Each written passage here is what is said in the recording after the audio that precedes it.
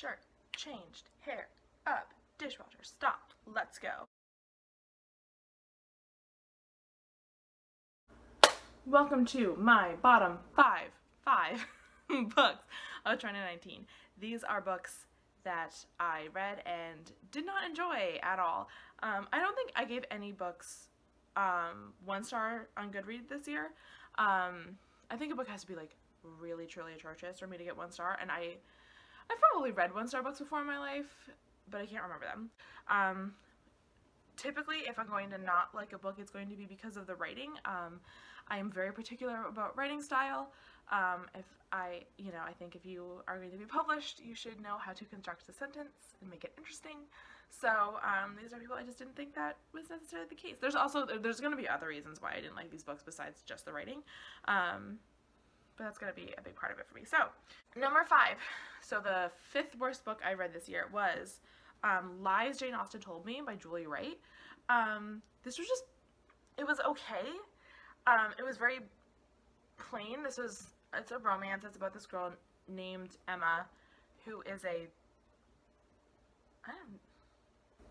what is she? I literally don't even remember what she does. She has like a job. That sounded very accusatory. She has like a job. But she has a job, and she ends up like falling for her boyfriend's little brother. It was very trite. It was very cliched. The writing wasn't that great.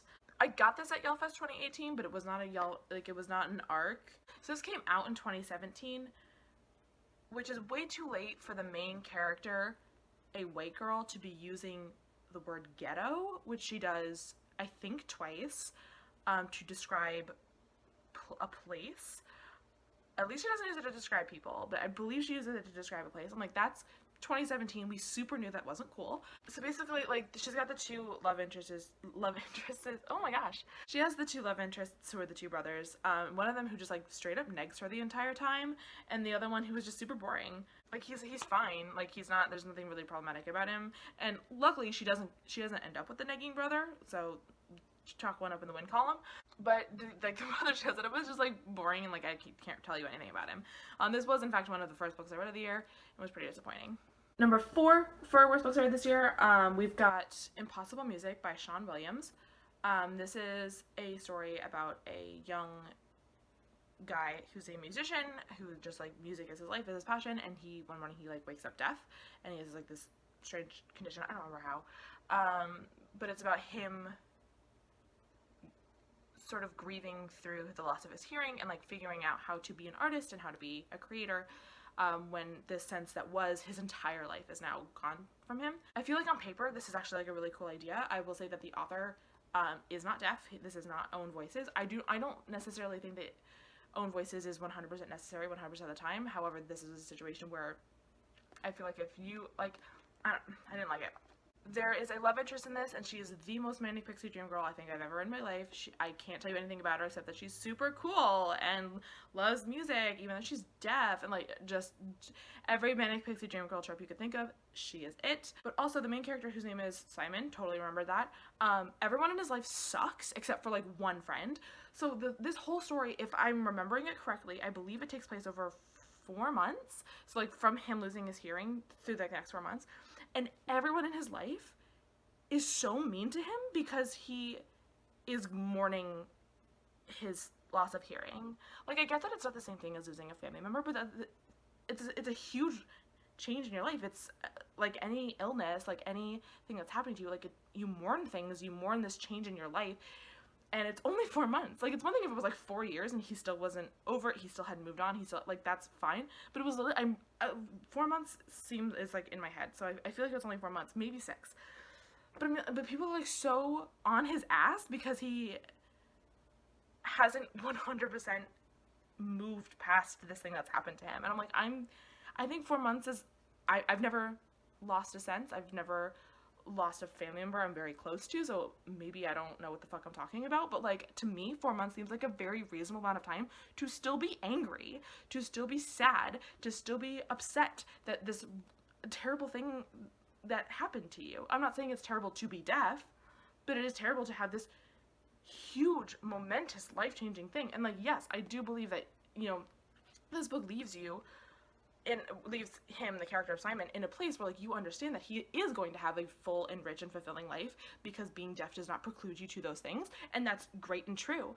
But I think that everyone in his life is so mean to him because it takes him time to get there. Like, and like the people in his life are portrayed as right, and like he's the one who's wrong, and he's like, yeah, I do need to get over being deaf all of a fucking sudden.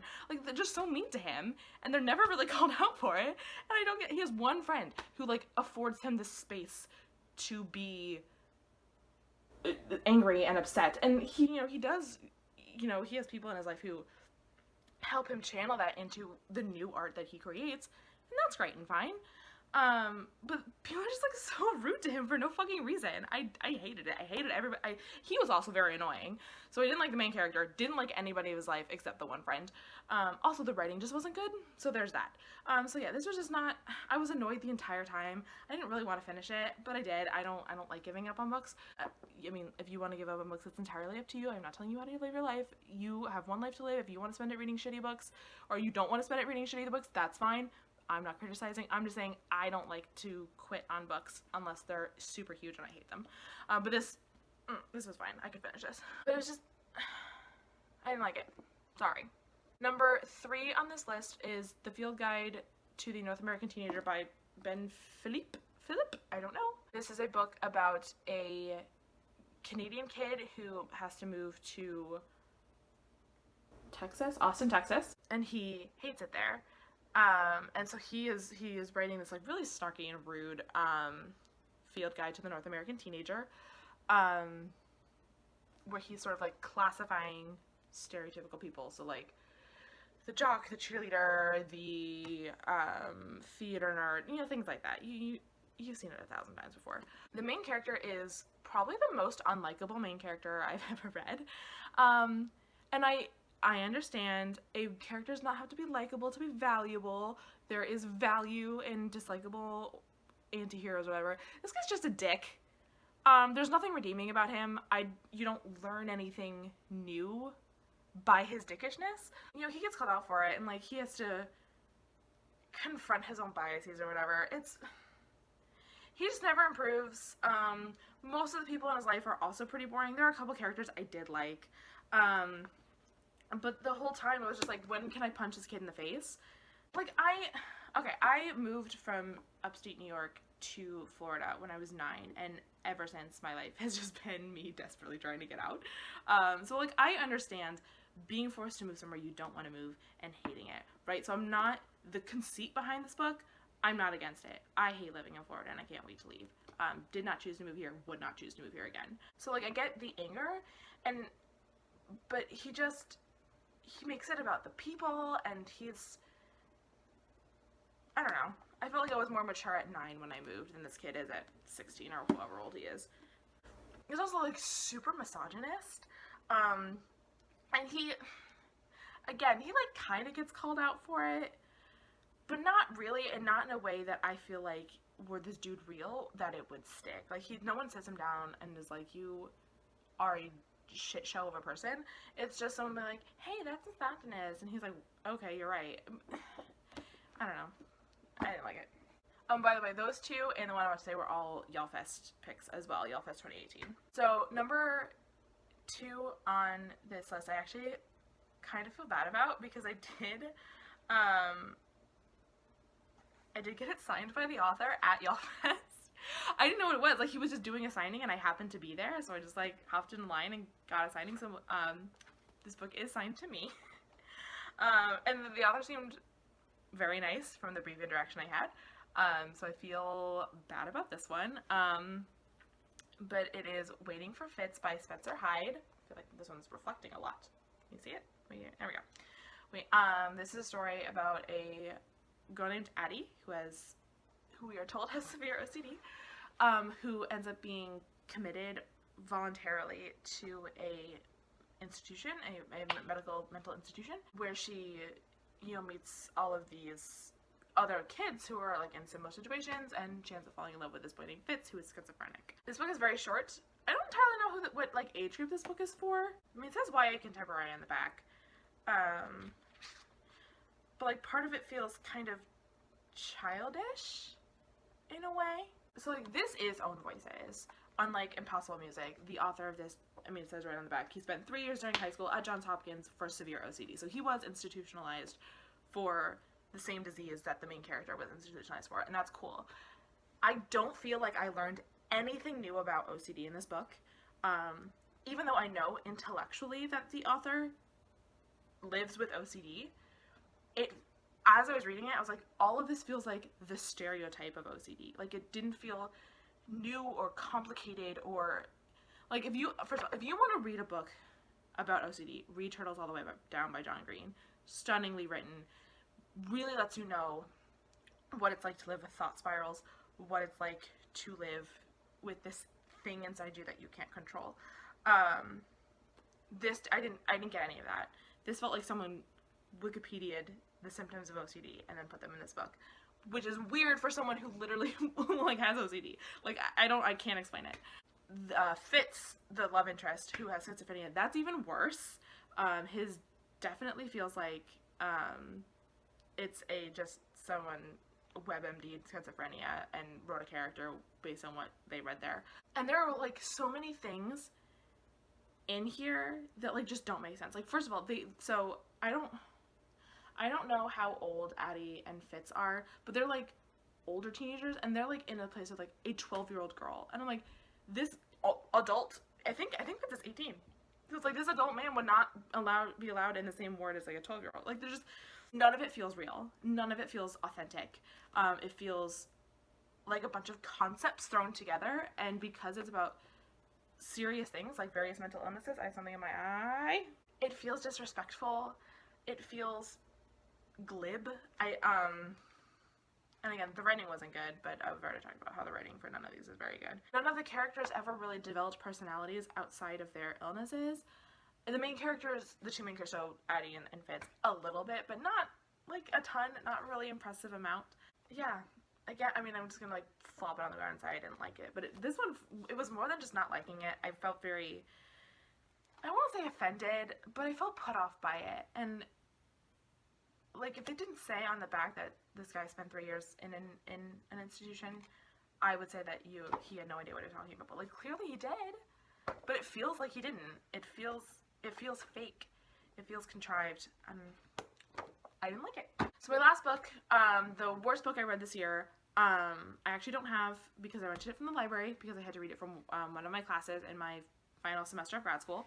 And it is called, I'll put it on the screen somewhere, but it's called Words on, oh shit, I don't remember the author. Oh no. This is why we write things down, kids. Okay. It is Words on Screen, The Fate of Reading in a Digital World by Naomi S. Barron. It's a nonfiction book, and it is a book about digital reading, so reading on e-readers and just screens in general, and the effects. The problem is describing what this book is about is because it's about nothing and it has no direction at all. I believe in the foreword or introduction or whatever, the author, Barron, says that she is an anthropologist or studied anthropology, something which one of my majors in undergrad was anthropology, so I was very intrigued by this. I feel like I could be totally making this up, but in my head she said she had some connection with anthropology. And she talked about how important in anthropology it is, if you're going to be observing a culture or a practice or something external to your own life experience, that you do so completely judgment-free. You do so with the desire to... My friend had texted me about The Sims, so hello. What was I talking about? Nothing but The Sims.